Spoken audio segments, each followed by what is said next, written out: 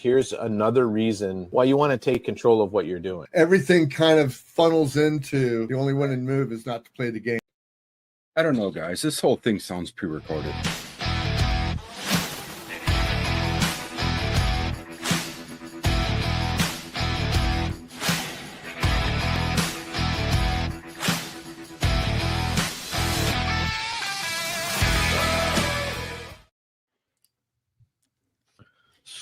So I never knew when I came back out of the mountains on Tuesday that I was going to kind of travel back into a whirlwind of crap.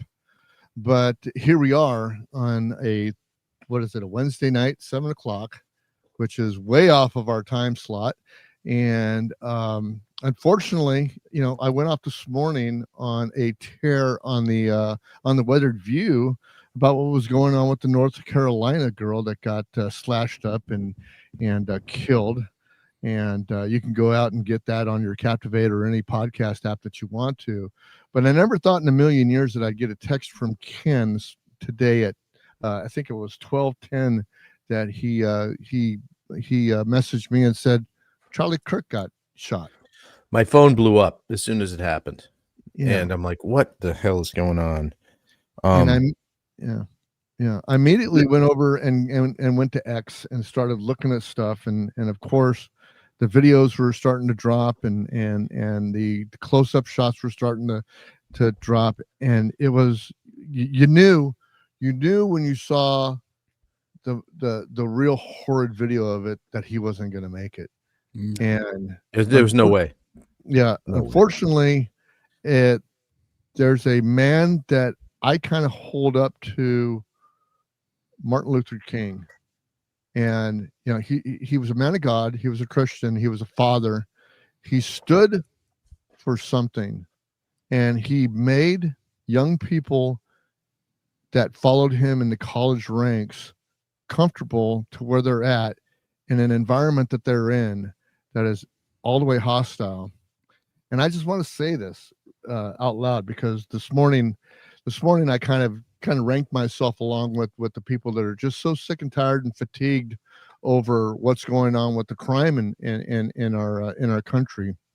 And now we got to talk about the political violence in our country, of a man who is just standing up, talking about things and truth and facts and all these things in order for people to reply to him and debate him and either change his mind or have him explain to them why he felt the way he did. So Charlie Kirk was 31, married, 2 kids, and now his life is gone over a senseless act of a guy who just didn't like what he had to say. And I don't know what else to say about it, but we're going to do as much talking and as much opinionating and as much crying or whatever we're going to do tonight. And that's where I'm at with this. So Bruce, I've thought about this a lot today. We went out for dinner and went out with some friends tonight, which is a good thing because I had to, because I was in a mood. This, first of all, it's not an epidemic. We're not going to have a wave of political figures being murdered. I don't think that's going to happen. But what this really is a pivot point, especially following up on what happened with that poor girl in the subway. These are pivot points in society, and this is what we need to watch. This is the time to activate and do something. We don't need to be violent, but most of us here on the kind of, I'm just going to say on the conservative or libertarian side of the world, a lot of times have just kept our mouth shut in public. When you hear somebody saying something in the story, it's like, whatever. I don't need to deal with this. It's time to stop that. It's time to call people out on things. You don't need to get violent, but if someone's going to get violent back. Watching that poor girl on the subway sit there with 5 people around her, and one of them attacks her, and none of the other 5 people do a thing. Barely even look. One has an idea of what's going on around them in life. It's time to start paying more attention. I'm assuming, and that's just a great assumption on this one, that this guy was out in the woods somewhere. with a rifle and a scope and a pretty good shot. And yeah, Very good shot. you're not going to stop that. You know, you're not going to stop that. Well, they have a video of him up on the roof about 200 yards away. Do they? I've been out of the Yeah, loop here for about the last 5 hours. Yeah, they have him on the roof, 200 yards away. They also, what's uh-oh? What are you uh-ohing over there? Did he Bruce lock freeze up. No, we kind of got a glitch, but we're doing all right. Okay, all right. Don't uh-oh me. 200 yards with a decent rifle. You've got to be trained, but that's not a hard shot. If I may, Yeah, jump in. that old 308 I had, 200 yards was nothing. Okay. I had an 8 that scope that I used to have on there. Yeah, I could spank a flea's ass with that thing at 200 yards. right. You gave me 10 seconds to kind of get my act together and do it. Did you see the close-up video? Because there was I've the seen two it. I've seen. 3 angles, 4 Yeah. angles I've seen it from. The one up close where you see the round actually hit him. Yeah. Whatever it just, and this is my barely experienced opinion, whatever hit him was a real rifle round. Yeah. This wasn't a 223. Right. This was something. That big was and a 3. fast. That was a 308 or a 06. Yeah, It John. had John, to be you, yeah. Let me interrupt. Sniper John, size. John, you saw a real slow motion thing on it. Tell him what you saw. It looks like it hit him in the vest. He actually has a bulletproof vest on. It looks like it Right. hit him in the vest and then bounced up and got him in the Ricocheted. neck. Ricocheted and got him in the neck. And when I first saw, like the first time I saw the video, it was the guy was on a roof and you could see, and you couldn't see the blood. Then the second video I saw was to the up front, but to the left of him. And when I saw the amount of blood came out of his neck, I said, "Oh, he's done. No, he's dead before he hit the ground. Yeah. Yeah. And there's also another shot, a video from the side, from Charlie's right side. And the guy asked him a question about, trans violence, Yeah. of trans shooter. And he didn't even get the answer. And it was over. And then there was another shot of him on his left side. I mean, again, there's almost as much video of this as there was of 9/11, the second plane hitting Right, the towers, right. because everybody had their cameras trained on them. Right. What bothers me is they didn't find the shooter. They thought they had him twice. Right. Yeah. And of They course, didn't get him. my tinfoil hat thinks that this was some kind of psyop or whatever, and they put 2 people in the crowd to distract the police while the other guy slipped away. We might never ever find them. Yeah. Might not Because have been. they had the second guy had a rifle with a scope, and they're putting him in the car. And then Kash Patel tweeted, said that we let him go. He's not the guy, but we're still looking for him. Now, what's the chances of somebody having a long rifle with a scope and looks like a silencer from in the same area where they have where the shooting's going on, and it's not him? In Utah, pretty good. That's Yeah. not that. I mean, honestly, there's On a Wednesday afternoon at yep in a 11 car o'clock? driving. Yeah, that believe me, you get out west, that's not uncommon. Just I not don't know. uncommon. They say there's too many cameras not to find them. Let me just say this. They still haven't found the Philly Karen that stole the baseball from that kid. They still haven't identified her yet. So I don't know. Right. I don't know. I was just so, when this happened, I couldn't even speak. The amount of rage that went through me to take and shoot somebody because you can't debate them. You can't win in a debate. So, and you see this all the time. People on the right are interviewing people on the left, and they just keep asking them questions. Well, why do you say this? Why do you say that? And then when they can't answer anymore, what do? They attack the person that's Exactly. interviewing them. And this is basically what happened. And the other thing was that, I've never heard this before, but there was other people, Megyn Kelly, the guy Glenn Beck, they were saying that he had a possibility of being president someday. He was that much of a Oh, absolutely. yeah. And now he's Charlie gone. Kirk. Here's the deal with Charlie Kirk. Why he was different. He wasn't going places to stir up a bunch of shit. He was going to places to have a conversation, to Mhm. find out, why do you think the way you think? This is the way I think. Let's have that conversation. and to point out the absurdity in some of the arguments that are such, you know, ridiculous arguments that anyone could see it. He was never a jerk about it. He was never incited any kind of violence. In fact, that he put caveats on everything he did. Was just like, no, the peace is the way to do this. This is the discussion that we need to have, and so we can find common ground. And that was his always his basis. So to have that guy be the guy that gets shot, you know, it's like this really affected me today. I mean, so you're going to see a lot of virtual signaling from Democrats, and it's, in my opinion, all bullshit. Because once this happened, Lauren Boebert wanted a moment of silence and prayer for him on the floor of the House of Representatives. Yeah. And the Democrats were screaming no. And one of the loudest ones was, you could hear her, that cackling hood rat, Jasmine Crockett. Jasmine Crockett. Yeah. Yeah, you could hear her saying no. So they can sit there and, Bruce, I'm going to share my screen. Yeah, if go ahead. you don't mind. Yeah, And absolutely. we can bring this up. But here's a bunch of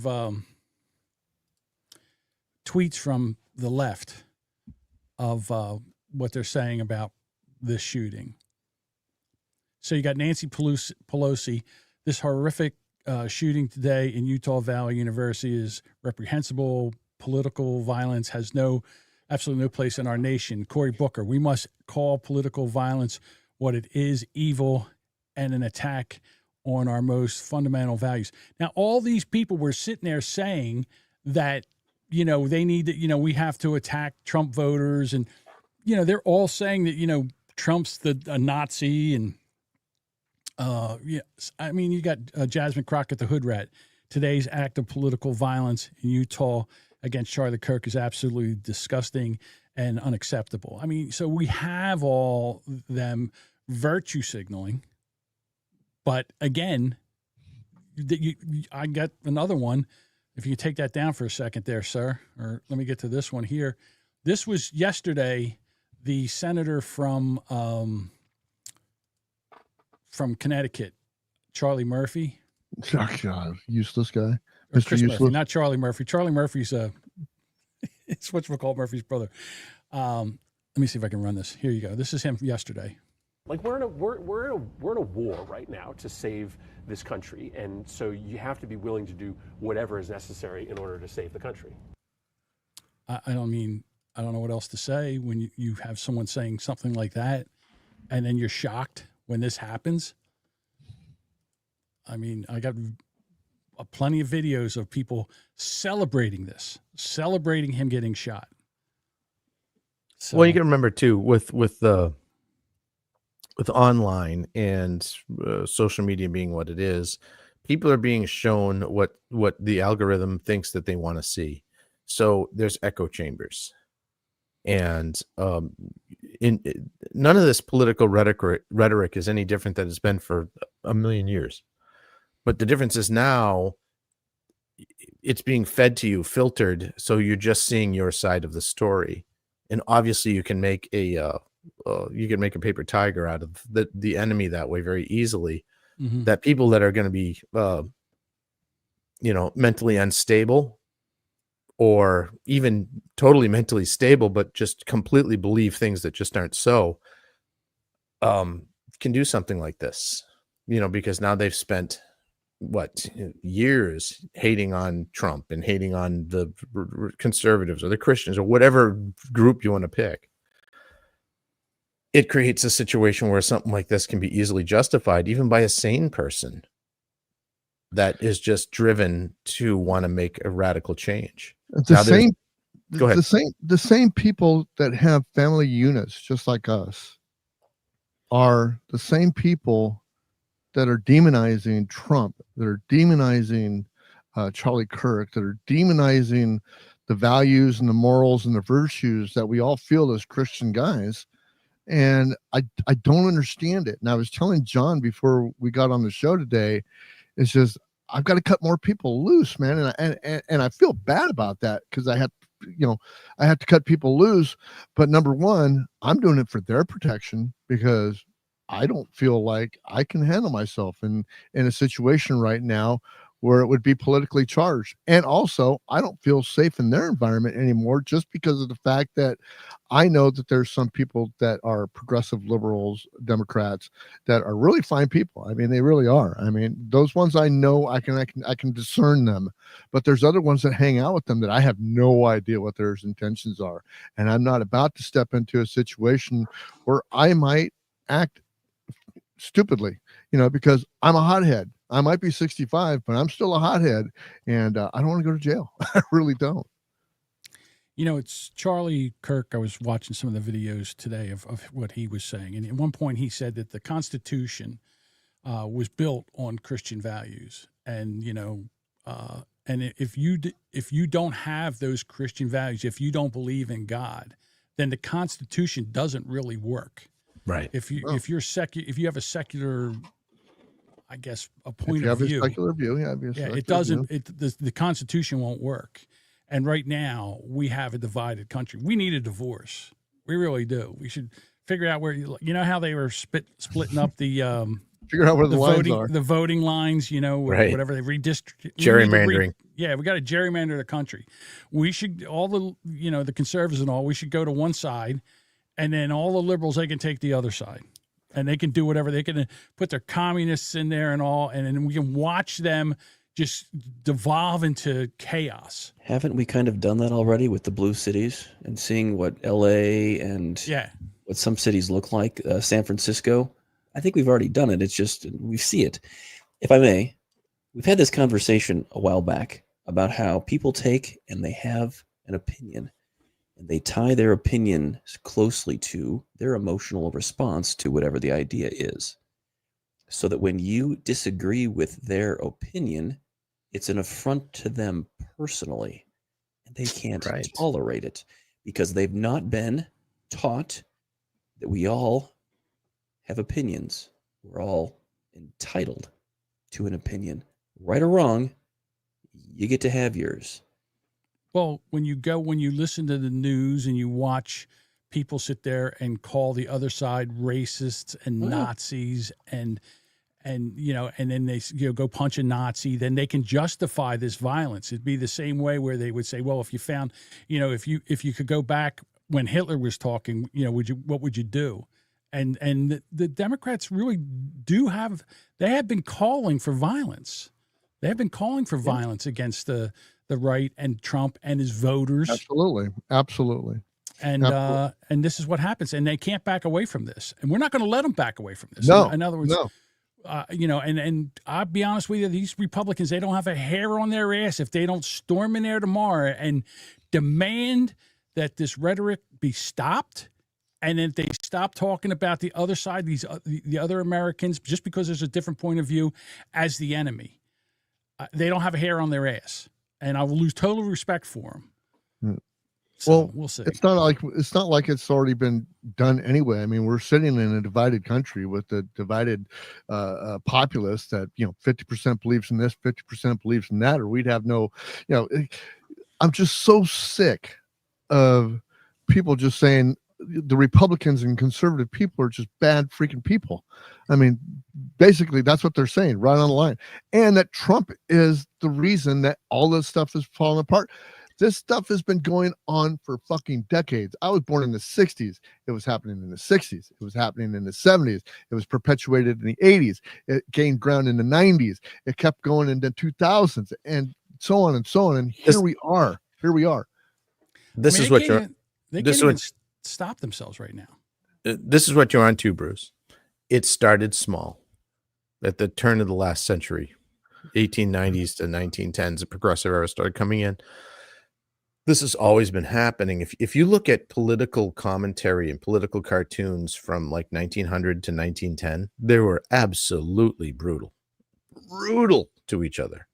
But it was done in a way that everyone understood that, both sides are probably have something up their sleeve. What we have now is a problem that the small percentage of people now have a huge voice because they're the ones that get shown everywhere. And this is what's causing this problem, because again, it's really easy to just get into a bubble and believe just what you believe. The Republicans are just as guilty of this shit as the Democrats are. I agree with that. Everything the Democrats done isn't evil. Everything the Republicans isn't evil. However, both of them have done evil things. Right. And to be honest with you, I think that it's the one side that is sticking up or bringing along an ideology, as Democrats bring on Islam and then also transgenderism and right. And that kind of is tearing down this country. So today, after Charlie Kirk was shot, Governor Pritzker was having a press conference. God. Oh, he's terrible. And here he is, and they want a comment from him. My sympathy to Charlie Kirk's family and to Charlie Kirk, who obviously has become a target for somebody. I don't know whether it's political violence because I don't know who did it. I know of course it is. You don't know who? Yeah. All right. He's so full of shit. He's so full of shit. Right. And disingenuous. You can look in his eyes. He has no feeling in that face. Look at the There's guy no behind soul him, there. almost with a smirk. Or am I wrong? Yeah, right, I'm with you. Here we go. They seem to have somebody in custody. But I will say that political violence, unfortunately, has been ratcheting up in this country. We saw the shootings, the killings in Minnesota. Yeah, so they're bringing up Minnesota. Violence occur in other states, and I would just say in Chicago. And I think there are people who are fomenting it in this country. I think the president's rhetoric often foments it. It's Trump. We've seen the January 6th rioters. Here's January 6th again. Clearly, Jesus. Have tripped a new era of political violence. Oh, January 6th did it. Right. Yep. Right. Yeah, Right. Pause right there. Right. Pause right there. Let's roll back January 6th, 2021. Let's roll back to like June 1st, 2020, when Minneapolis, which at the time when everything was burning to the ground, that was 15 miles from my house. And these people were threatening to come out to the suburbs. They were bringing people in from Chicago, your state, Pritzker, to quote the eloquent tones of our friend at, I had to say it, the jelly-filled fuck muppet. People were coming up from Chicago and from Illinois and from other cities around the country, staging in Hudson, Wisconsin, getting into other vehicles where they were being handed signs to go to the protests in Minneapolis. This was all bought and paid for. So when he refers to the January 6th Inquisition, or whatever he wants to call it, sorry, it's just not what it was. But the thing about it is, we have video and we have the internet, and things never go away on the internet. Right. So here he is before this, giving a speech, where again it's the Democrat, it's Trump. Just pause it quick. Pause quick. Bruce, just show notes. This is what show prep looks like. Okay, proceed. Sorry. Never before in my life have I called for mass protests, for mobilization, for disruption, but I am now. Is that inciting violence, or am I losing my mind? It's all over the place. You should hear what Omar says in Minneapolis to her people that are voting her in at 75% of the vote every other year.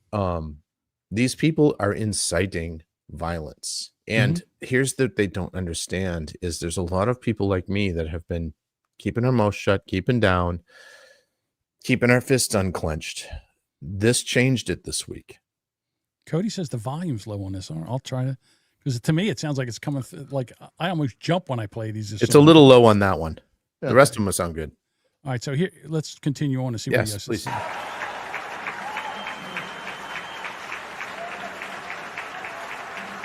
Oh, you freaking crazy people. Crazy people. I'm sorry. I can't hold back when I hear this. It's about their emotions. Yeah. They feel good standing up and being part of something big. I was a part of that. I was at that rally. I would be embarrassed to be at that rally. I would be embarrassed to be at that rally. Yes, not if you believed what they believe, Bruce. You'd be proud to be there. They think they're part of the beginning steps of the great change away from all the whatever, because, and I've been looking it up here because I was curious. I wanted to be at least marginally correct when I say this. It wasn't Goebbels who said, if you tell a lie big enough and keep repeating it, people will eventually come to believe it. He didn't actually say that. It was a paraphrase of something Hitler said in, or Mein Kampfish, where he said, you tell a big lie, big lie, and you keep repeating it, and people will eventually just believe it. Absolutely. Out of hand. And that's where we are now. We have a bunch of crazy people, and I see crazy, I don't mean crazy, but I mean disconnected from a reasonable point in reality, who are going and doing things because they feel good about it. Yeah, and I like what. Go ahead. I'm sorry. You can't stop that, because it's going to go, and they're going to do, and they're going to feel, like they did something, and then they're going to go do something else a little bit more. It's kind of like an addict. We're ramping up more and more.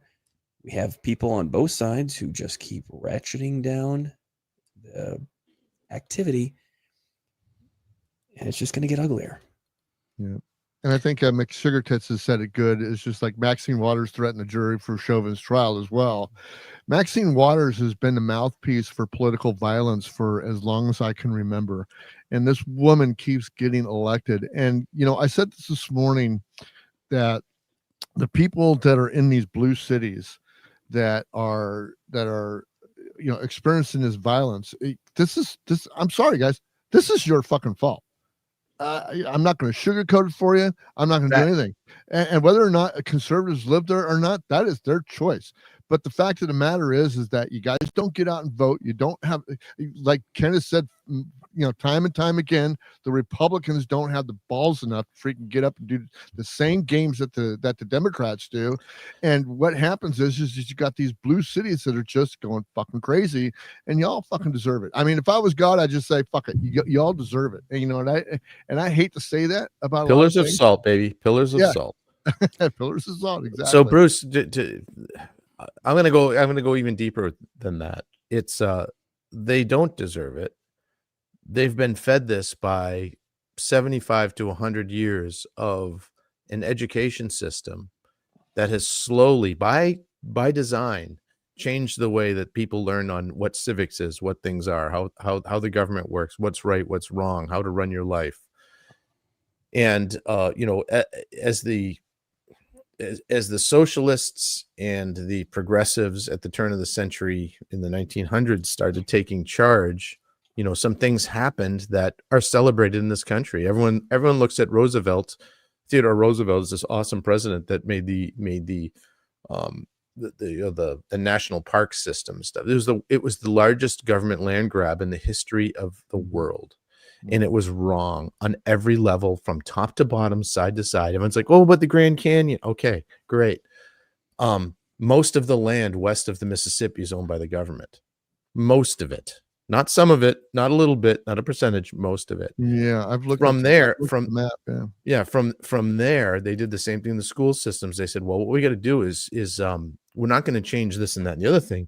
What we can do is incrementally over 25, 30, 40, 50 years, change the textbooks in the school systems, which is exactly what they did. Remember Common Core? Everyone was bitching and going crazy about Common Core and the math and stuff like that. That was nothing compared to what they did in the 20s, 30s, and 40s. I grew up in Boston. Paul Revere made the fence at the graveyard that was a mile from my house. We had veterans from the Revolutionary War buried in our thing. Did we learn about any of that in school when we were literally 100 feet from this graveyard in my junior high school?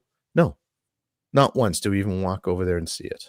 The only time we got to see it was on Memorial Day. I was in the marching band, and we'd march from the city hall about a mile down the road to the graveyard, and everyone would put flowers down at the graves of the soldiers and things like that, and then we'd leave, and that was it. You didn't know why you were doing it. So what we have is 3 generations of people, starting with the greatest generation, that don't know shit about what this country was actually founded on, why it was founded on. 95% of the people have never even looked at the Declaration of Independence or the Constitution, and almost nobody's read the Federalist Papers. I have, and studied them very, very fine. These guys understood what humanity was about, just as much. They were 19 years old. None Yeah. of them, and most of them died penniless. They died for their country. You know, again, they were the fathers were of this men. country. They were men. Yeah, but they were men with values and morals and freaking virtue, dude. That's what they were. What we've lost in this country is every single one of those. There's very few of us. Most of the guys that have, you know, morals and virtues and such like that are old guys like us. You know, there's you know, there's young people that are coming around, and Charlie Kirk was the mouthpiece. He was the mouthpiece for those people, man. And I am so freaking pissed off that somebody decided to take his life, man. I am so sick and fucking tired of these whining crybabies that think that they are entitled to something that they never ever fucking worked for, that was given to them only because of the fact that they were born in this country, and they feel that they are entitled to something that they have never ever fucking earned. Well, right now, I think that they feel like they quieted Charlie Kirk, and that the other Republicans, you know, people that go out and talk like Ben Shapiro and Tim Pool and you know, all these other Republicans go out, they think that they're going to stop them from going out because they're going to be afraid. And I don't think that's happening. I think opposite. I think they're going to double down. And they're going to go hard, and as they should. And this is the beauty. Sorry to interrupt, John, but this is the beauty of Charlie Kirk. I've been following him for a long time, since he first got on the scene as a pretty young kid 10 years ago. Everybody that met that guy liked him. So if you're looking at the pundits now, you know, you can always tell when some tragedy happens, the pundits, oh, it's so sorry, and we feel for your family. These are people. Glenn Beck was on there. Now, Glenn Beck's a crier. I am too, so I understand that. I don't hold that against him, but they were very close friends. So was him and Sean Hannity. And Sean Hannity, it was everything he could do to not hold back today. I can't stand Hannity, but I had to listen to the radio to find out what was going on today, so I put him on because I know he'd have some real information. He was well loved throughout everybody in the conservative movement. Libertarians, hardcore conservatives, neocon, they all loved Charlie Kirk because he was literally speaking truth to power. The power being the progressives. He was a fantastic debater. Exactly. You know, and he knew what he was talking about. But he would have a conversation with a person. Right. And he would let them talk. Listen to them talk. And then respond, and then talk more. And people got pissed because he very quickly was able to show them that they're morons and they don't really know what they're talking about. Again, so there's three people that have been incredible in the last 5 years: Charlie Kirk, Jordan Peterson, and that guy that plays a rock and roll song. Who's the third guy? that threw me off. But anyway, these are the people that have had the conversations. On the left side, it's politically incorrect guy, Bill Maher. Oh, Bill Maher. He's been able to. So I watched, and one of the greatest things I ever watched was Bill Maher and Jordan Peterson having discussion over what they disagree on, and it was an actual discussion. Neither of them called the other one an asshole. Neither one said you're an idiot for believing this way, you racist, you know, or you're just a mouth breathing, Neanderthal. None of that. It was you know what? I hadn't considered that thought. That might be, but what about this? You know, with this angle here, how does that fit into the argument that you just gave? These are the discussions we had to have. Charlie Kirk was one of those guys that could have that. Ben Shapiro is another one. A lot of people don't like Ben Shapiro because he's a fast talking Jewish guy that they don't like, but he can have that same kind of debate. He will have a debate he'll listen to what you say, respond to it. And if you're intelligent enough and patient enough to have a real conversation, you might change his mind. He might change yours, but you have to be willing to be open to do that. The Patrick Bet-David surrounded episode that was just on proved out so much of what's wrong in this country. Here you have a guy, agree with him or disagree with him. He's a reasonable guy that honestly wants to help people. And half of the people that were yelling at him, he could have given them a career that would have changed their lives, their children's and their grandchildren's lives. But instead, they just went, nope, you bad because things. And they didn't even listen to a word he said. We need to listen to each other. The backlash is coming. And like right now, it happened late in the day. A lot of the people that had shows had already done their shows. Tomorrow, I can't even imagine. And tomorrow is 9/11 too. Yeah. It's the 24th year of 9/11. Yeah. So tomorrow's going to be a tough day. That's one of the, like I said, when Bruce said tonight, hey, we're going to go to, this is way past my bedtime. So when Bruce said, hey, we're going to go tonight, I'm like, what time? Don't threaten me with a good time. Yeah, I have to talk about this, because by the time we started this, then I was able to gather my thoughts and think about what happened here and where we're going to go with this. And I don't think that the people on the left that I don't think they really know what they're getting into, because we've had enough. I've already had enough of I have to celebrate an ideology that you're out of your mind. I mean, you're going to sit there and celebrate mental illness. I'm not doing that anymore. Okay. There's a lot of stuff with socialism. We've watched this. We've watched other countries do this. It doesn't work. And you're going to try to shove us down our throat. We're not doing this anymore. Okay. I'm done with crazy. All right. I'm not entertaining crazy anymore. Yeah. And this right now, I swear, if they don't find this guy by tomorrow, whoever shot Charlie Kirk, I'm really, really wondering if this is some kind of psyop government thing. Maybe not the government, but paramilitary. John, 5 years ago, I would have said you're nuts for even bringing that up. But after what happened in COVID, everything's on the table. Everything's on the table. I don't think you're crazy. I think that's a strong possibility. Yeah. Go ahead, Christian. An idea just popped into my head, and then what John said and what Ken said just made me take a. Sorry, I'll get back to it. Keep talking, guys. Oh, sorry, came back to me. Sorry, that was that fast. Okay. Ding, ding, ding. Winner. It's like an idea pinball machine in here right now. Here's what I think. I just want to say this out loud. I know you all are, and when I say y'all, I mean probably all of you who can hear my voice right now are reasonable, calm, sane people. And me. I don't even say you could say that for the 4 people that are in here. But go ahead. Well, but reasonable, sane. We're not setting the bar very high there. Yes. We're just saying reasonable and sane. Okay-ish. If you were on a subway and you saw somebody get stabbed in the neck, you're going to put your phone down and you're going to go at least try to render aid. Exactly. I saw a video that was not edited of that interaction.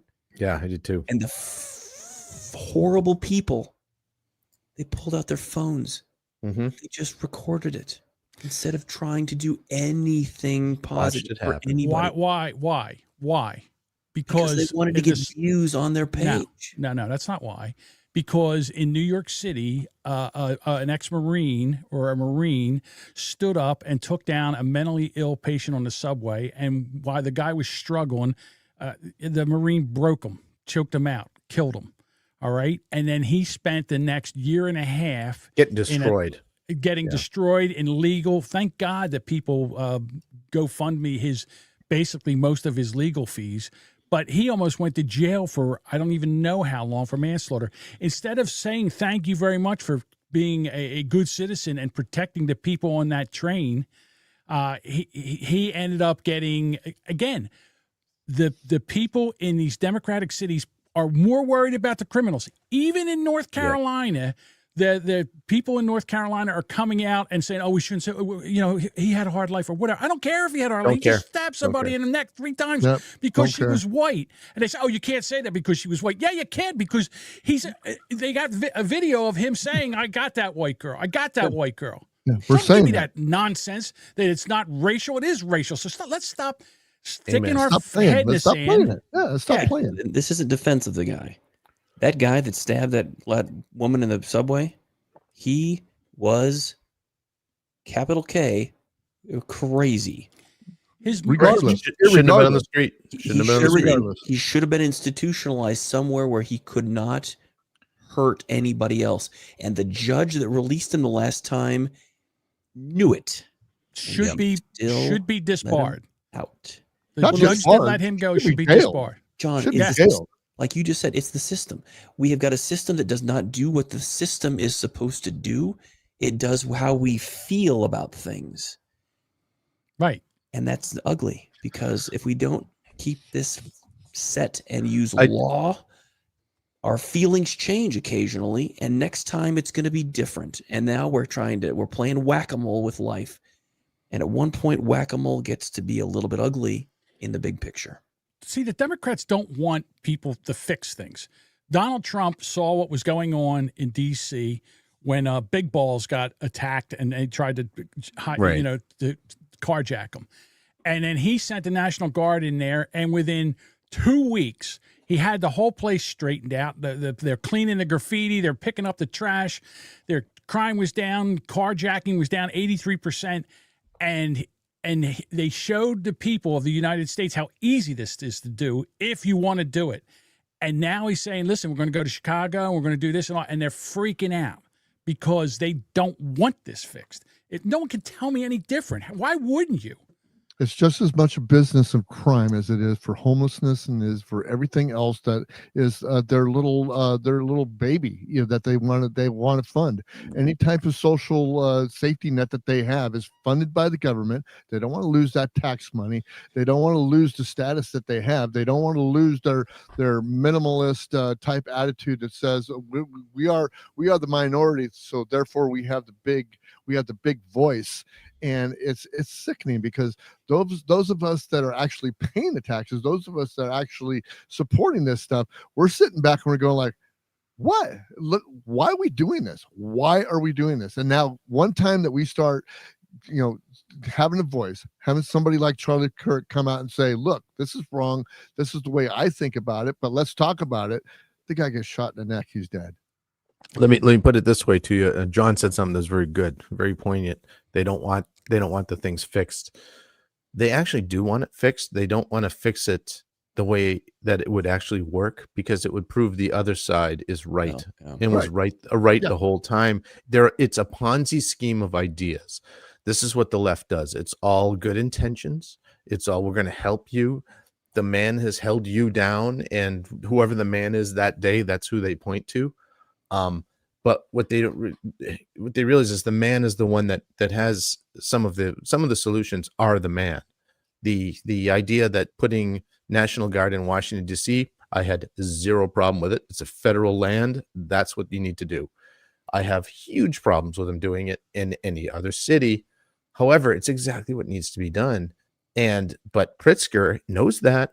He wants it fixed, but he knows my personal aspirations are over. If I say, you know what, Trump, come on here, we'll make a side backroom deal. It doesn't matter. Trump will take the credit for it, and Pritzker will look bad. Everything will be fixed, but they won't have a future. And that's what's important to these people is the power. It's not wealth, it's power. And, absolute power corrupts absolutely, of course. You look at Ron Blagojevich, remember him, Rob? Governor? Yeah, Blagojevich, yeah. So he got pardoned. He came out on a tour for a while on all the talk shows, just absolutely spitting truths and telling exactly what happened back then. And it got quelled right away for whatever reason. You can only imagine. But it was really interesting to listen to because he just, everything we talk about that, the conspiracy theory, they're all real. These things are real, that these groups come together and say, okay, let's pick this city. This is ripe. And Minneapolis was ripe. During COVID, they were looking at every single city. Wherever the problem was going to start, we can make that 1,000 times worse. So then you had George Floyd, a guy that overdosed in police custody. But there was a video out there where the guy's knee on his neck. Now, if you've watched, it's a documentary. It's brilliant by Alpha News. Burning Minneapolis, or what's that? Do you remember the name of it, Christian? You know the one I'm talking about. I know exactly what you're talking about. And the lady who nailed it. And not in a partisan way. It was done in a way that's like, here's exactly what happened. Here's the chronological happenings of what happened during those times. And I was watching it because if during those George Floyd days in the riots, there was dozens of people on the ground with pretty big YouTube channels that were recording it the whole time. I was watching the whole thing live. I had 3 TV sets going, the same thing. And when Rittenhouse, down in Kenosha and all that was going, same thing. I was watching that too. And I'm just like, what they reported is not what was going on in the street. No. And then he also said that, you talk to people after that, they thought that he shot 3 black men and killed 3 black men. Yeah. Here's the thing. And listen, I'm a high school educated, I'm an idiot. Okay. And I can fix You're this. among good company, my friend. I can fix this. If I was Trump and I was the Republicans, you have these Republican states with shithole Democratic cities in there. I would have the Republican governors say, I want the National Guard to go into these cities like Bob said, Birmingham and all that. Exactly. Go in there and clean them up. That way, you know what? Hey, the governor called for this and we sent them in there. And then then the people in the country can see that here you go. This is how you fix this. And you go around and you fix this and you straighten it out. And then sooner or later, even the Democrats that are getting carjacked and raped and mugged and all this other shit that's going on, even they're going to say, you know what? I'm a liberal, but I would like not to be raped and mugged. So maybe we should do some of that here. I'd like to not die today. Yeah. And here's where the Republicans are going to drop every ball in every city around the country. They're not going to put anything into that because there is an enormous amount of liberal people that will not say a word about who they voted for and go vote for the anti-crime person. That's usually going to be a Republican and just not say anything to anybody. Yeah. If there's no good Republican and this is where the Republicans lose it because we were all sitting there like, oh, it's a lost cause. Let's not even go in there. Democrats never think anything's a lost cause. Right. Never. Yeah. Let's take a minute and welcome Duchess to the panel. Yeah. That's okay. Thank you for being here, Duchess. I know that it was a rough morning for us, and it turned into a rough day. And I just know that my heart was with you, and I'm sure that your heart was with everybody out there, and Charlie Kirk's family, and just the news of what happened today, and that's what we're talking about today. So I know that you know that, and just wanted to get your feelings on some of the stuff that we were already saying, and if you're just new into here, just kind of give us your insight on what your day was like. Yeah, well, I mean, the day was the day, and then all of a sudden, the news starts popping up. John texts, bump, and then as I'm scrolling through Twitter, and I'm sure you guys, I'm not going to go too deep because I'm sure you've already covered all of this, but just that video horrified me. Like it was, there should be warnings on that. Just to see it over and over and over and so vivid and so awful. I sat at my desk and cried because I just couldn't believe, like, I just watched someone be assassinated, like just real time. That was horrible. And, I don't know what's going to happen with Turning Point. Like, obviously that's not on anybody's mind at the moment. But I hope that it is able to continue and that poor Charlie's death. And while I didn't agree with everything he said, no one should die for free speech. No one should die for speaking their mind. And I hope they continue his, I'll say, legacy. They keep it going. I didn't agree with everything, but he had the right to say it. Well, Cody had Cody had an interesting actually question here. Let me bring it up here. And let me see, where is it at? He asked you, do you guys think that what happened to Charlie will be the end of these types of public speaking events? I mean, that'll be an interesting question to throw around. You're going to see these pop up everywhere now because that's what's going to happen. I know people like myself. I'm after this happened right away. I basically, Bruce, you and I talked, and I'm like, we got to go on live tonight. We have to get on there. I have I'll give you my address. You want to dox me? You want to come over here and stuff? Come on over, motherfucker. Because if you put 50 people in front of my house yelling and screaming, do you know what I'm coming out with? Arms, fire, brimstone. And then we're gonna have a conversation. The news is gonna come here, and you want to make me look crazy? I don't even care because it doesn't matter anymore. I have the email that Turning Point USA sent out to all their employees. I don't know, Bruce, if you want to bring that up. Well, quickly, while you're bringing that up, let's see. Boomer Bob show us that they have bulletproof shields they can put up. I've got shit that'll pierce that. Trust me. Yeah, but do they? It says, "Dear Turning Point USA family, with heavy heart that we, the Turning Point USA leadership team, write to notify you that earlier this afternoon, Charlie went to his eternal reward with Jesus Christ in heaven. We are still gathering more information and will come to you soon with updates. However, in the meantime, Turning USA and Turning Point Action will be closed for the business until Monday the 15th, likely longer. If you are in the field or traveling for business purposes, please cancel everything. Return home immediately. All internal and external meetings, Zooms, etc., are canceled through at least the 15th. Again, very likely through the end of next week. Please pray. Sincerely, Justin. P.S. Please contact the HR team if you're in need of grieving counselors or resources. So, I mean, it has shut down Turning Point USA, but I don't think that they're going to. Okay, but let me just say this to you. Okay. Charlie Kirk was Turning Point USA. Yeah, he was everything. Of course. Who are you going to get to be the next Charlie Kirk? They didn't make him yet.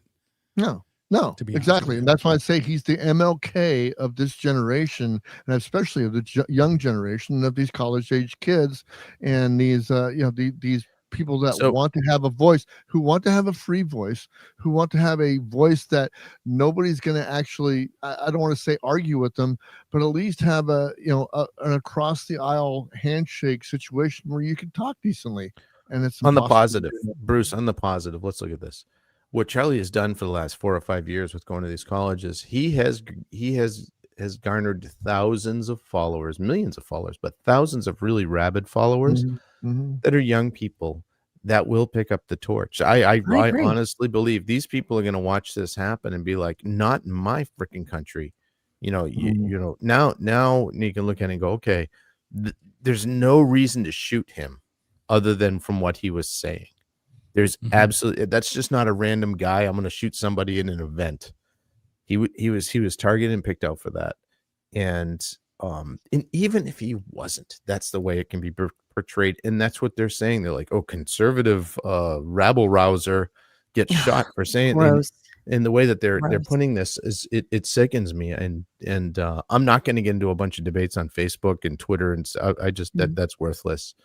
But it's in person, when I'm in the store and I hear somebody saying something, I'm getting all up in their face, and saying, this is what you guys wanted. Okay. This is what you have promoted. This is what you have awarded. And it's time to eat your cake. It's time at the end of the day, if you can't look at these two tragedies in the last couple of days and say, I don't care what politics were involved, what race was involved, this was pure evil. And if you're going to make some justification for it the day it's happening, within hours, you're evil too. You're an evil person if you're going to look at the murder of somebody like that. Yeah. I hated everything he says. But you know what? He wasn't saying things that was like, kill people and no one should have a right to say anything, and that was never anything he said. And to kill him, Duchess, I'm going to be honest with you. I was in tears today too. I was in tears at work. I'm barely holding it together right now. Watching this father, and I don't know. It affected me so deeply. That's the hard part. That's not how you change minds, by killing people. Right. No. That's not how you fix things. You change one mind by doing that. You know who does that? Just creates more violent. Well, that's how you make things worse, not better. So clearly, there are people out there who don't want to make things actually better. Correct. They just want to foment more destruction. And it's going to work because, the first thing I wanted to do today is quit my job and drive out to wherever there was a bunch of these kind of people and just absolutely lay waste to them. And that is completely irrational. It's not something, of course, I did. It's not anything I would do because I am a rational person. But my first thought was, I told you, revenge. It was revenge after 9/11. After 9/11, 9/11, I was 32 years old, and I watched that happen, and I'm like, kill all of them. Kill them all, every one of them. Burn it to glass. Burn it to the ground. I don't care. Nuke and pave. That was my thought. So when Bush went into all these stupid wars for that, I was behind him 150%. And I knew what I was wrong on every level. But I had emotion. It was emotional. See, Kit Russell says, again.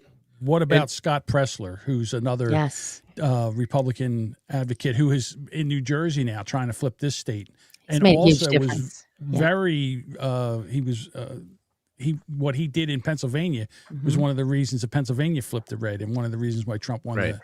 And this is where they go after him. So I say we got to protect Scott Pressler too. Correct. Yeah. Everyone's going to be protected. You know, I'm not a veteran. Christian here was. You know, Christian here's treated people. Coincidentally, I still am. Really? When did you go back to being a veteran, or? Once you are one, you always no kidding. That's the way that works. Oh, see, if I'd have known that, I'd have jumped in. I'd posted a redacted copy of my DD 214 right now, but I don't have it handy. I thought it was like a dotted. I thought it was like a dotted line. You're like a veteran for a few years, and then you're civilian, the veteran, civilian. Trip back, yeah. I get things wrong. Can I jump? Bruce was a veteran too, but he was actually in the Navy. So really, you know. No, I was in the Air Force. I was in the Air Force. Oh, it's worse. Same thing up in the air. Go ahead, Christian. Go ahead, Christian. So, and I didn't really do this on purpose with this in mind, but I would like to just say, because I understand, I was angry after 9/11. Today, I'm angry. I don't understand how somebody could be so evil to do this to another human being. And I think to myself, what am I going to do? First off, I'm going to make sure that I don't let my kids go and watch YouTube by themselves, because some of the stuff that I watch, some of the political stuff is going to bleed over into what they watch, because we use one account so I can keep track of it all. Right. So my kids don't get to watch YouTube by themselves now for a month. Yeah. That's one. The other thing I'm just thinking about, and the picture here works out really well. I know you want to go and mow them all down, but that's not how you win. If it's time for a little bit of a revolution, it's time for us to get on the boat and cross the Potomac, which, help me out here, also high school educated. Is that what happened in history, to cross the Potomac? No, Delaware, but that's okay. Go ahead. It was Delaware, and a storm came in, blocking them from being seen, and they were able to cross without being seen because of the fog. Well, I'm glad we've got two divine intervention. At least Dutchess East Coast also. Anyway, people who have been to those things enough times to know what's going on for real. Anyway, it's time for a revolution. But this revolution can't be won with violence. It wouldn't work. Yeah, there's no such. You can't have a non-violent revolution. Well, it's like hamburger steak and military intelligence. It just doesn't work. You can have a social revolution, and that's what you're talking about. We need a change in culture. It happened in the 60s. It's got to start with the young kids. We've already lost 2 generations. We've already lost the millennials, and we've already lost Gen Z. Half of Gen X doesn't care. Gen X doesn't care. Yeah, Gen X checked out. Boomer Bob has the feeling that I had. I feel more disgust than anger over all of this. And when it really comes down to the people that I know, the people that I hang with, that there's some of them that are feeling bad right now. There's some of them that haven't reacted to the whole thing, although they react to my post immediately if I have something to say that's alternative to their agenda and their motive. But for the most part, I'm breaking ties because of that, and I'm disgusted. I'm just disgusted because they say silence is violence, and to me, when something like this happens, if you're not immediately just disgusted or angry or want to do something, then you're heartless, you're soulless. You have nothing. There's no fire inside of you, and you have to have a fire inside of you to say something. Say something. Yes. Even if it's I'm sorry, even if it's thoughts and prayers, even if it's ban guns, I don't care. Say something, but don't be silent. You think you're mad now? Share my screen. Here we go. Oh gosh, here we go. No. Oh no, please don't. Sword, he did say that gun deaths were an acceptable side effect of gun rights. Skank. What a despicable human being. Yeah, that right there. That's unacceptable. That's summing up the anger I have. That's when I say I am not Mr. Nice Guy anymore. Anyone I hear somebody say that, and again, chasing him down online does nothing. So just let them say what they're gonna say. But you have to prepare. But you have to know what to say when you hear crazy. You've got to have a prepared. You have to have chambered a magazine full of responses, so you know what you're going to say. So that here's an example. Can I give an example quick? Can I go off on a little tangent? Yeah. I live in Sioux Falls. It's very common. By the way, all of you, just South Dakota is awesome. Wonderful. South Dakota is awesome. I was downtown Sioux Falls, and normally it's whatever. It's no crime. It's easy, no problem. It's wonderful. This lady was walking up trying to get people to sign a petition. And so I thought, well, let's see what this is. It was a petition to add abortion to something and make it to completely throw off the conservative rules we have here about how it's all done. And I said, hold on. Guess what, lady? I'm going to ruin your day because I've got in my magazine about 6 things to say to you ready to go. And I gave them all to her. Slowly, I made her stand there and listen to me say the things. Correct. Because, she's going to stand. We're in the Midwest. We're going to be reasonable to each other to a point. And I slowly destroyed her. And eventually she just said, okay, thank you. And I wouldn't let her walk away. I said, well, tell me what you think. How do you feel about this? You're killing babies. But I said, no, you're killing babies. And I went through the whole thing again. It's what John's saying here. He says, I got an emotional day when my daughter came home from school. I gave her a big hug when she got off the bus. It crushes my heart that Charlie's too, he's got a boy and a girl. Horrible. We'll never see their father again. That's not true because there's plenty of work out there of Charlie Kirk. They won't be able to see him. They won't be able to hug him. That's horrible. But they will get a chance to see him and know him.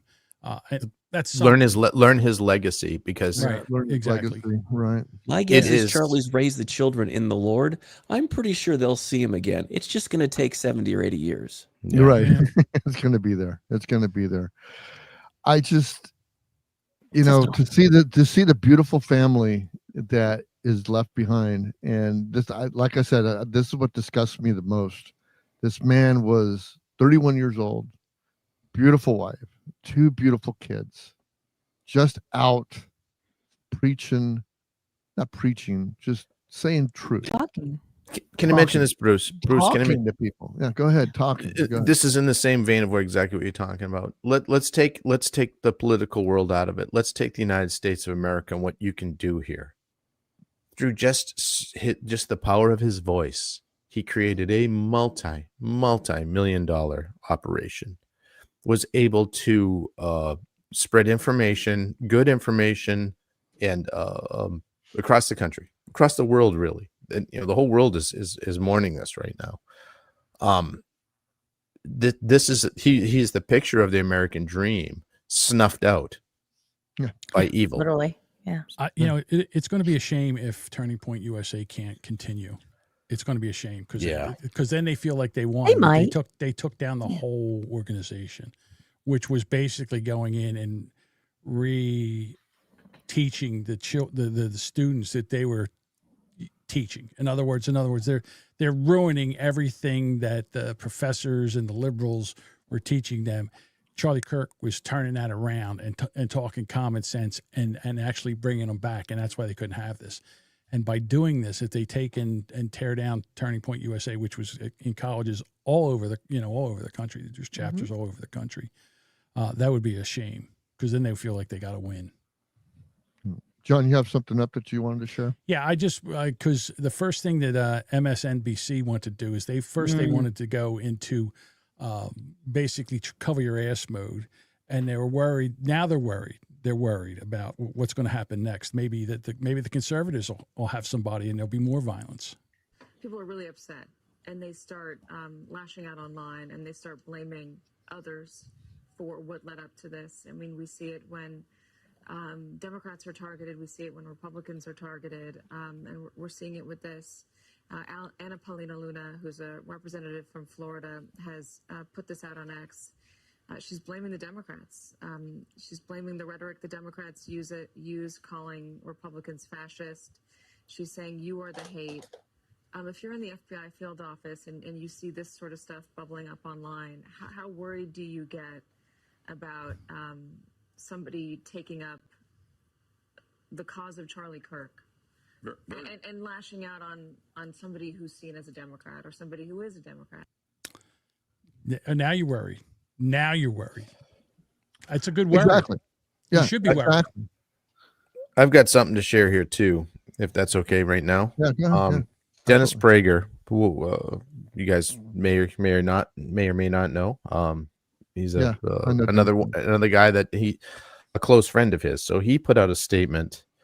My sister just sent this to me from an hour ago. I'm going to read it. It's not super long, but it's not super short. But hopefully I can get through it.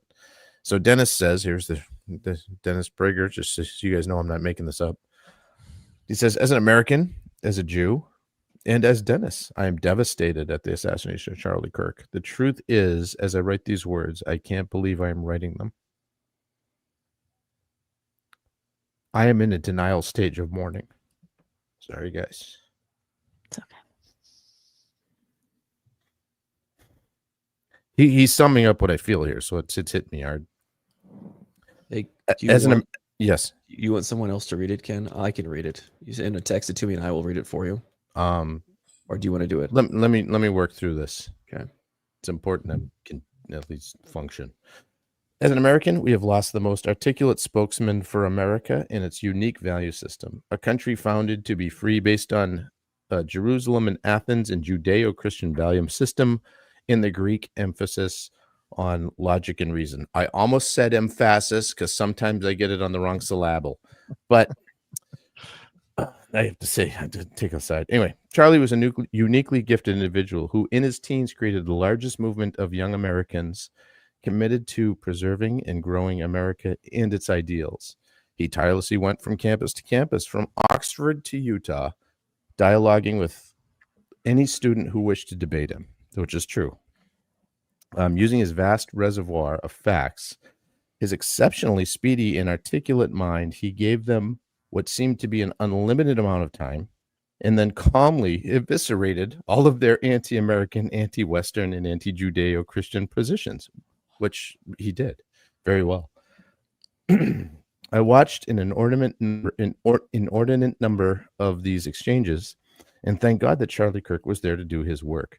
America's youth, in particular, have lost a moral and intellectual leader, one who would perhaps have one day become their president. That's what we were talking about before. Yeah.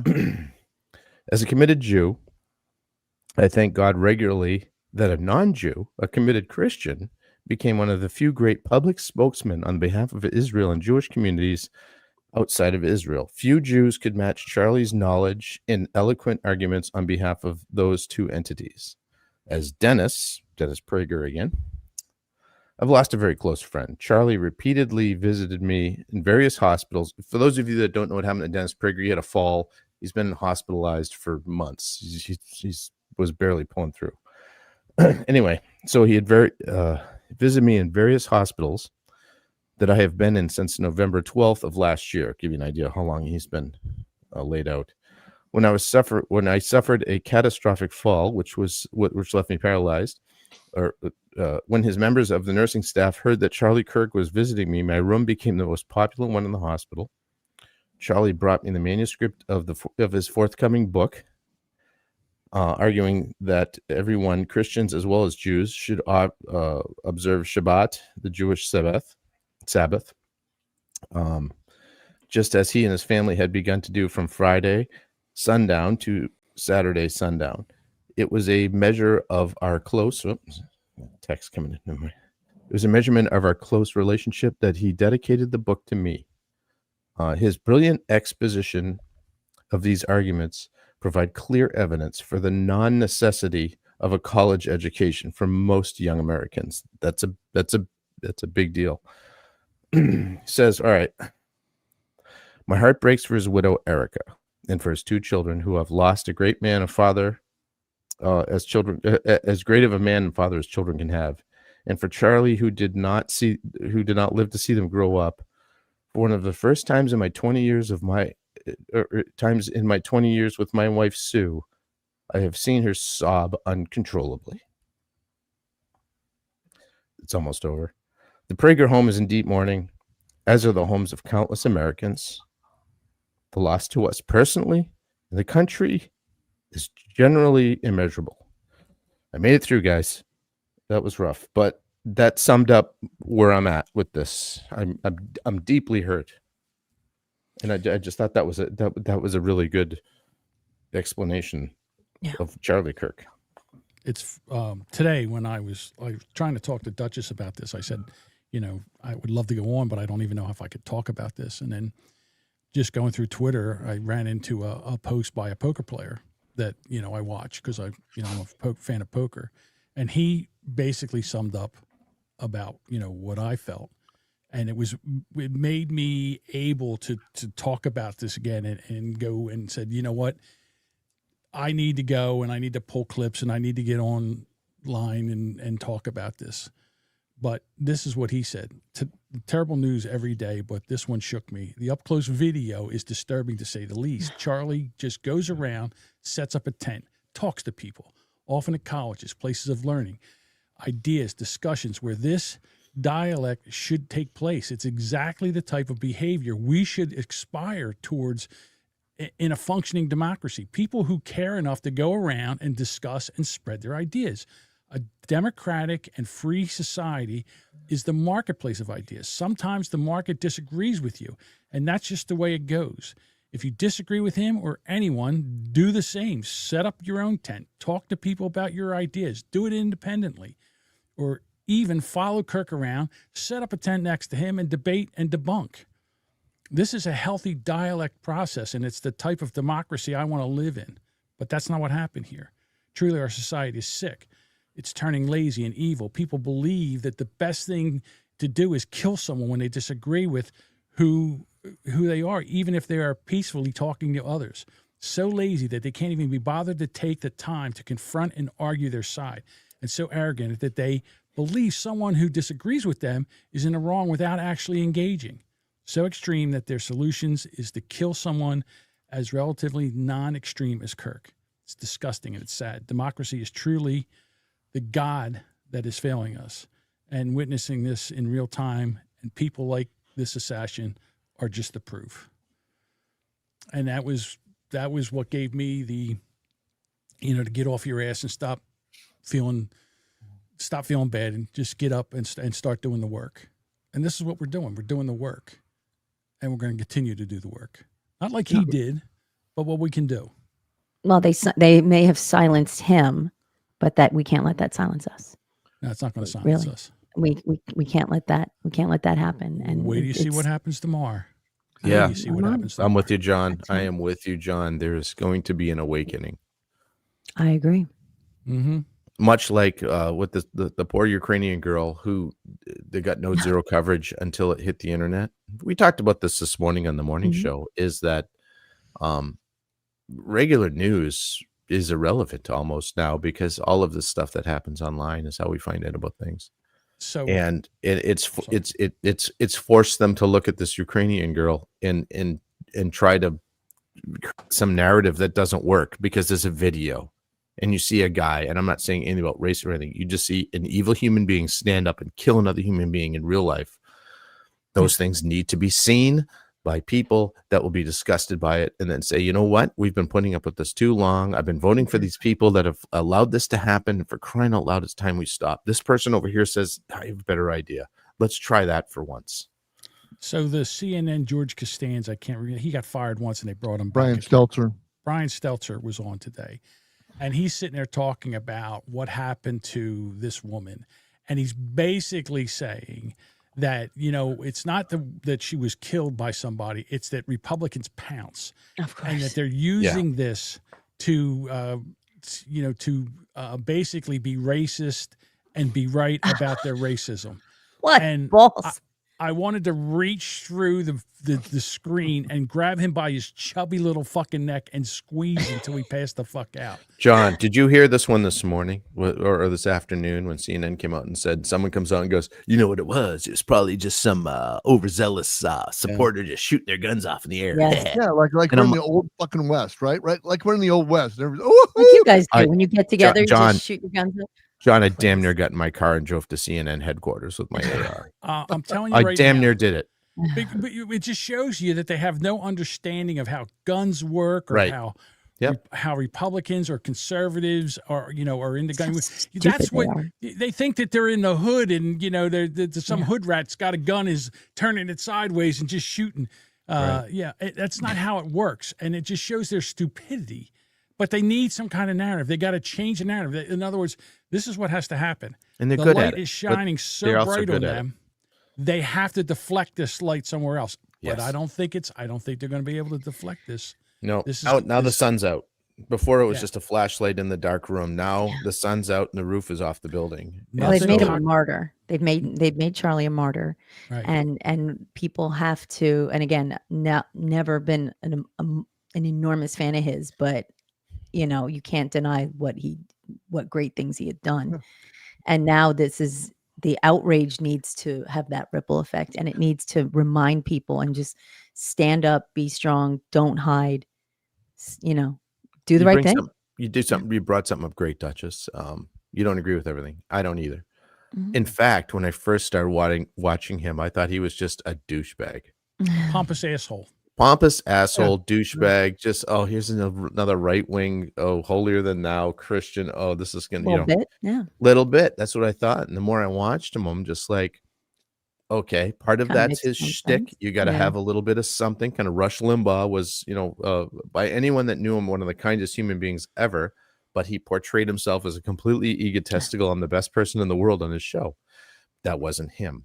So I had to separate that because I was listening to what he was saying, what he was doing, and trying to find some behind the scenes stuff and talk to people that have met him and stuff. Like, no, this guy's the real deal. You don't understand. He's all in. And I'm like, okay, When this he went is to the way he. Oxford- But when he went also to Oxford. When he went to Oxford, and Correct. he debated the people in Oxford. Yeah, it was brilliant. Yeah, was and he's so quick and so smart and never went to college. Yeah. He's everything that they hate. Yeah. And Yeah, everything check that they it out. promote, it's everything that they promote, but everything they hate at the same time because he did it. I Yeah, saw this Because was they at promote- Yankee Stadium today. They did a moment of silence for Charlie Kirk. At Yankee Oh, Stadium. at Yankee Stadium. God Yeah. bless New Yeah. York. All right, New New York. Yeah. There's hope. Because they're going to go through this tomorrow. They got to go through Yeah. the 24th year of the Twin 9/11. Towers being attacked. Yeah. Yeah. And you know what? And I feel like, and just 2 weeks ago, wasn't it just 2 weeks ago? There was the school shootings, and then just before, there's just things are just falling off. Like it's like these horrific things happen, and then I'm just people realizing forget. now. Yeah. I'm just realizing now that the way I felt today was the way I felt on 9/11. 9/11. That's the last time I felt like Exactly. this. That exactly. That's the Well, last you just time I nailed felt it. like this. I Yes. want to just answer something that Boomer Bob put up 10 minutes ago. I missed this. He said that he appreciates my emotion. I'm like, thank you for saying that because I'm completely embarrassed by it. It's one of those. I'm a crier and it sucks, man. It sucks. Don't worry about it, dude. I'm right with you.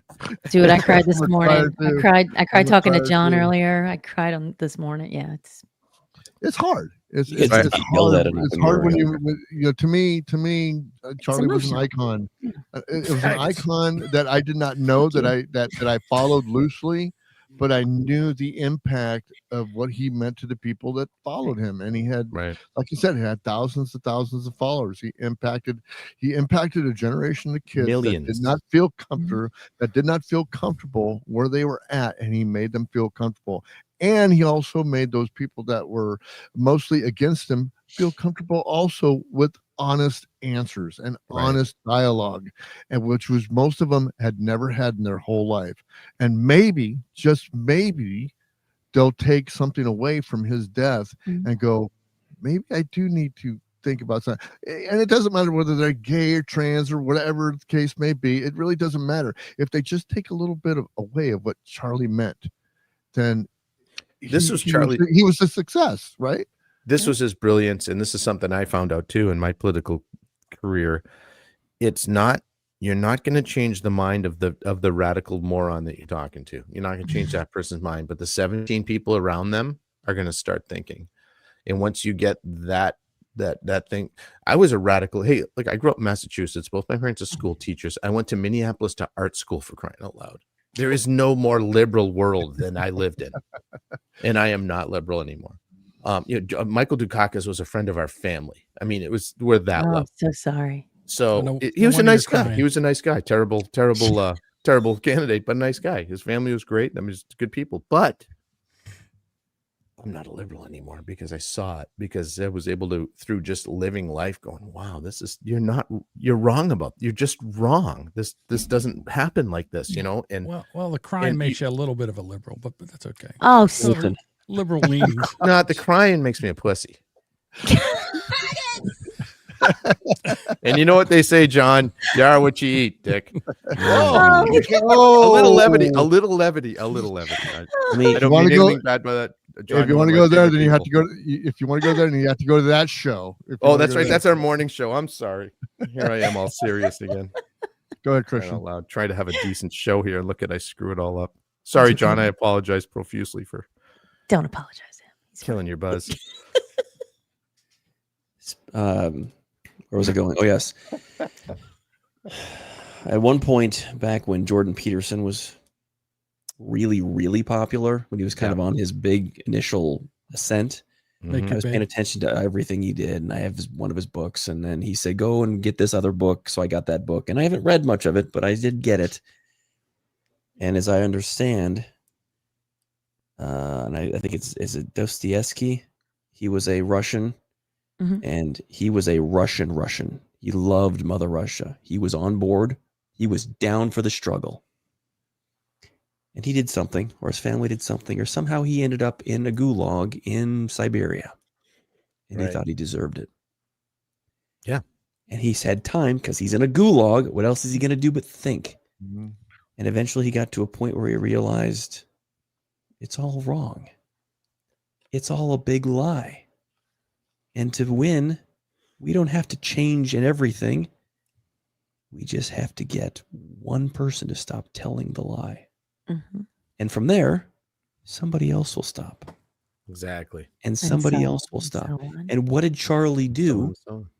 He started getting people to at least question the premise. Not necessarily stop telling the lie, but at least start thinking. So again, going back to the idea of our soon-to-be started revolution, get ready. Have ideas ready.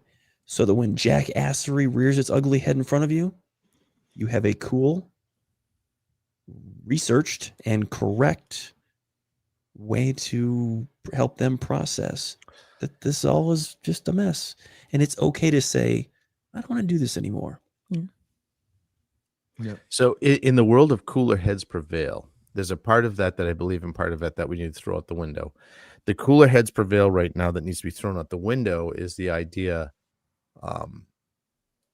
that you shouldn't speak what you need to speak. The cooler heads prevail that we need to deal with is something that I've practiced often. It's worked very, very well, especially in debates and political debates, where I get the other people so triggered that they look like lunatics while you stay calm, even though you're foaming at the mouth 10 times worse than they are. You need to keep your cool with it. You need to keep your cool with it. There's times to yell and scream, of course, but those times is when that's when it's just charge and there's violence happening. That's when you yell and scream. Other than that, again, the people that are around you are going to look, even if they disagree with you vehemently, they're going to be like, this other person sounded crazy.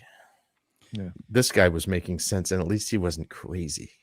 And you can do that if you practice. Yep. Look, exactly. This fight isn't over because I'm looking at Twitter right now, and there's a brewery in New Orleans, and they're already celebrating Charlie Kirk's death, and now the right wants to go over there and burn the place down. So this could really get bad. And the right needs to go in there with a bunch of bad motherfuckers and raise hell in that place. And if a fight breaks out, kick everyone's ass. But you can't. I'm sorry. You can't swing first, and you can't do it. And you knowing when you walk out of there, you're all getting arrested. You're going to look like morons and stuff like that. But it has to start somewhere. Yeah. It's going to start and it's going to end.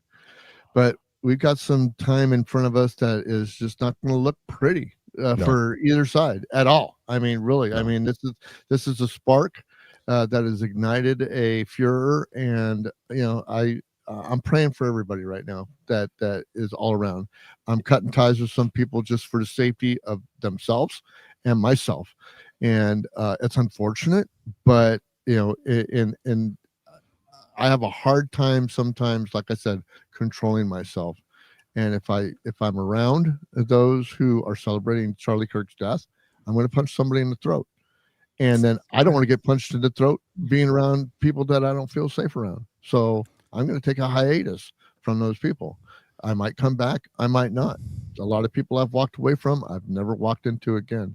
And it's just the collateral damage that happens when some kind of tragedy is like this. So basically, and Bruce, can I mention this, not to cut in on your thought here, but you and I said the same exact thing when the Democrats were killed in Minnesota.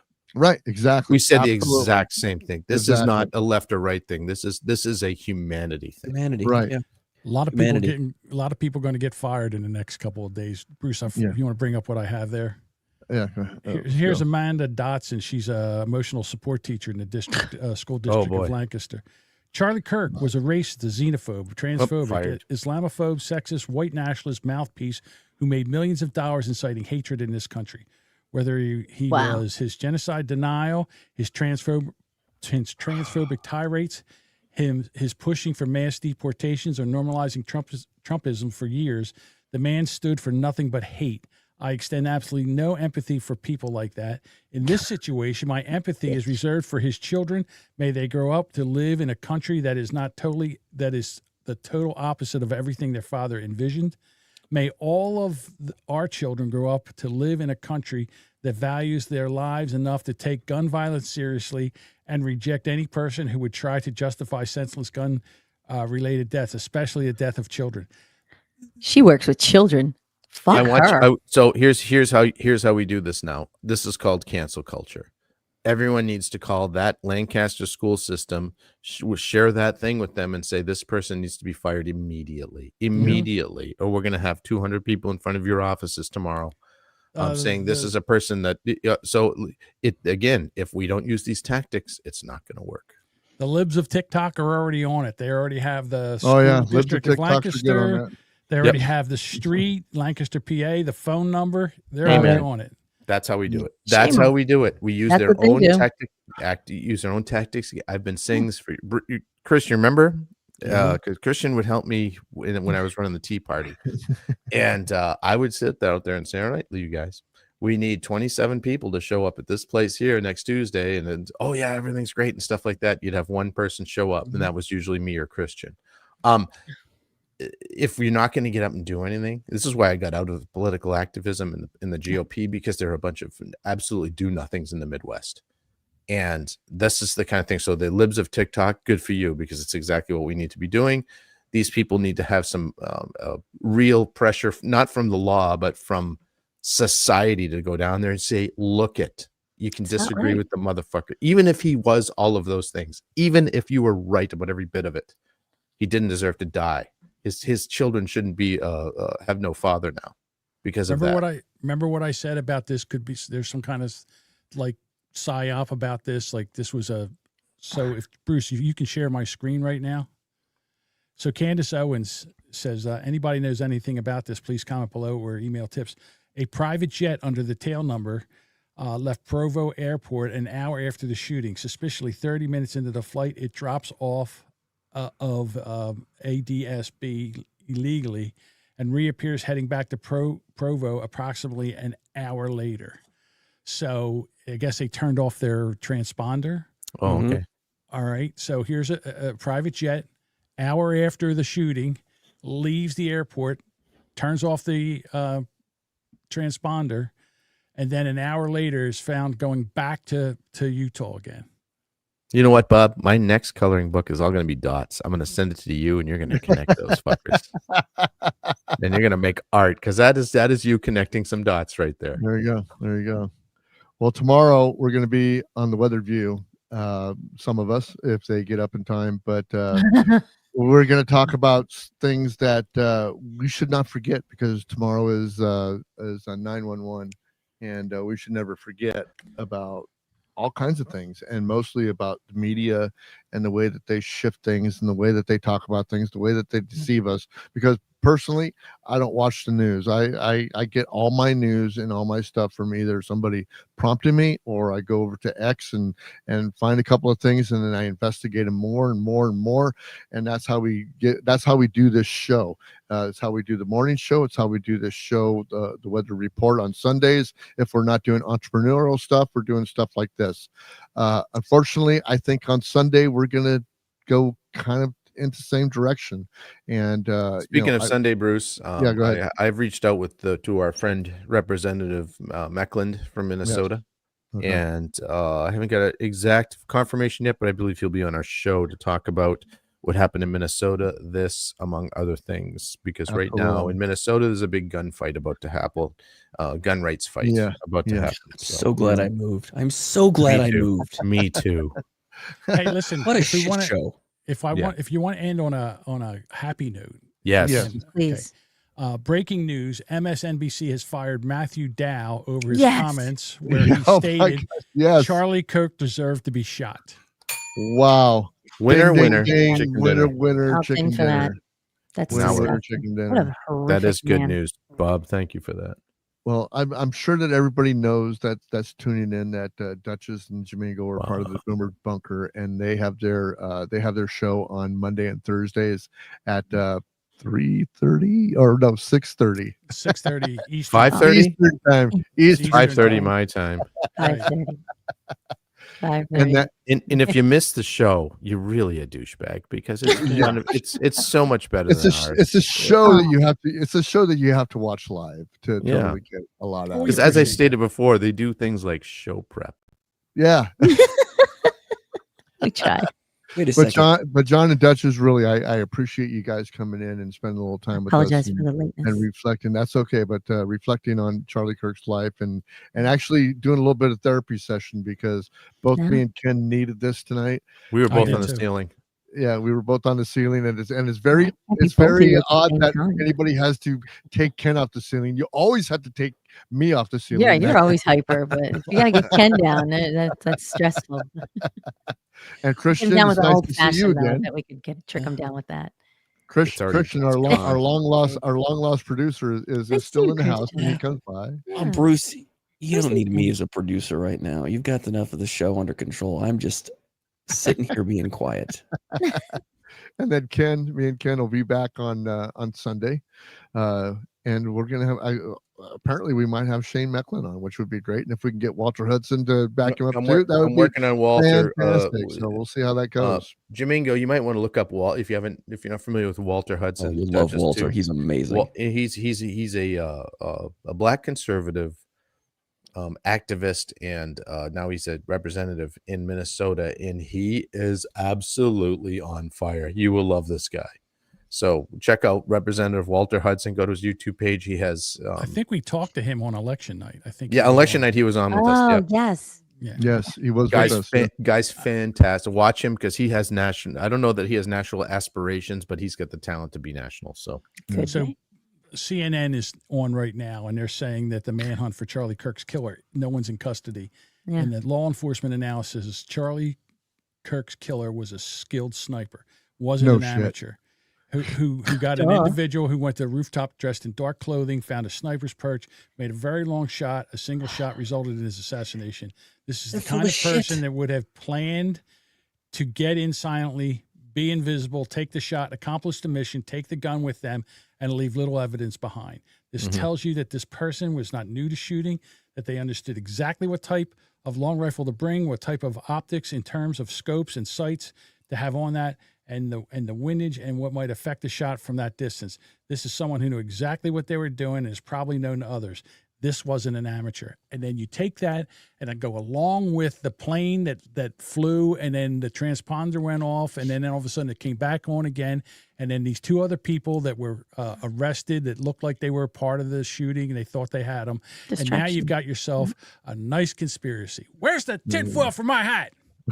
that's right. To which I would say 40% of the people that own guns in the Midwest fit that description, There we go. because 40% of the people out here could hit something at 300 yards without a problem. But not everybody has a private jet. Yeah, and now the They do though. You were out here. Mostly that's how we fly out here. We just don't try. We just don't tell anybody. No, I'm with you, John. There's going to be more to this story. something stinks. I'm telling you that right now. Something stinks to Something high heaven. stinks. Remember, Christian, go people are not good at holding secrets. People cannot hold secrets very long. Somebody, if this is a tinfoil hat time, somebody knows something. Oh, somebody ended up dead. Somebody else. Well, All right. Well, Bruce, thank you for letting me come on here and hang out with you. I appreciate it. Thanks for being on. Yeah, absolutely. And we're just going to take a moment of silence right now and just go ahead and remember Charlie Kirk. So there we go.